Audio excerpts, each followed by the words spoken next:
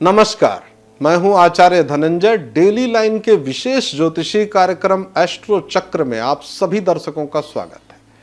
आज हम लोग चर्चा करेंगे गृह कलेश की।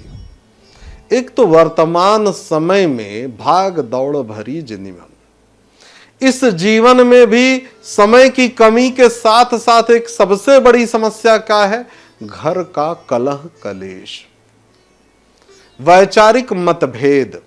देखिए, सीधी सी सरल सी बात है, हम सभी का जन्म अलग अलग परिस्थितियों में हुआ है। शिक्षा, दीक्षा, रहन सहन सब भिन्न भिन्न परिस्थितियों में हुआ है। एक साथ जीवन व्यतीत करना आसान नहीं है, सरल नहीं है। प्रत्येक व्यक्ति के ग्रहों की दशा अलग है। एक साथ जब कई लोग जीवन बिता रहे होते हैं, घर परिवार की जो परिस्थिति होती है उसमें कई कारक तो होता है, और ऐसी परिस्थिति में जब गृह कलेश की बारी आती है तो आसानी से इसका उपाय सफल नहीं होता। ऐसी परिस्थिति में क्या करना चाहिए? कितना धैर्य रखा जाए? मान लीजिए किसी की कुंडली में मंगल ही खराब है तो वो तो फिर उसकी वाणी तो कठोर होगी। किसी की जन्म कुंडली में राहु ही, और यदि ये ग्रह खराब ना होते तो गृह कलेश होता ही क्यों? सीधी सी बात है कि ऐसे समय में कई बार ऐसा होता है कुंडली ठीक है, वास्तु का इतना खतरनाक दोष है कि उस घर में कलह हमेशा विद्यमान रहेगा, हमेशा अभाव रहेगा, हमेशा लोग लड़ते झगड़ते रहेंगे। ऐसी परिस्थिति में क्या किया जाए? उपाय कैसे किए जाए? आपको सपरिवार भगवान शिव जी की आराधना करनी है।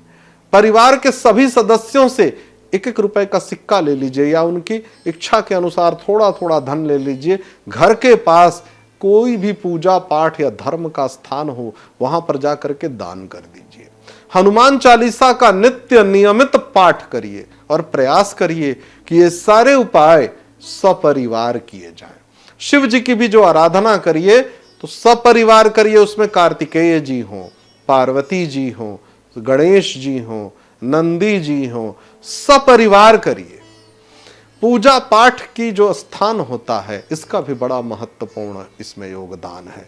कई बार मैंने देखा है कई घरों में कि ठाकुर जी की कई प्रतिमाएं हैं, बहुत ढेर सारी मूर्तियां हैं और बिना प्राण प्रतिष्ठा के वैसे ही रखी हैं, और सब लोग अलग अलग पूजा कर रहे हैं। पूजा का स्थान घर में एक ही होना चाहिए।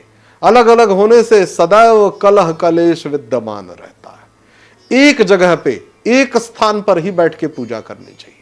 समय की कमी होती है। कई बार होता है कि यहाँ पर माता जी बैठ के पूजा कर रही हैं, मुझे भी कार्यालय के लिए निकलना है तो मैं अपने कमरे में ही कर लेता हूं। ऐसा नहीं करना चाहिए। समय बदल लीजिए, व्यवस्थित कर लीजिए, इससे कलह कलेश होगा।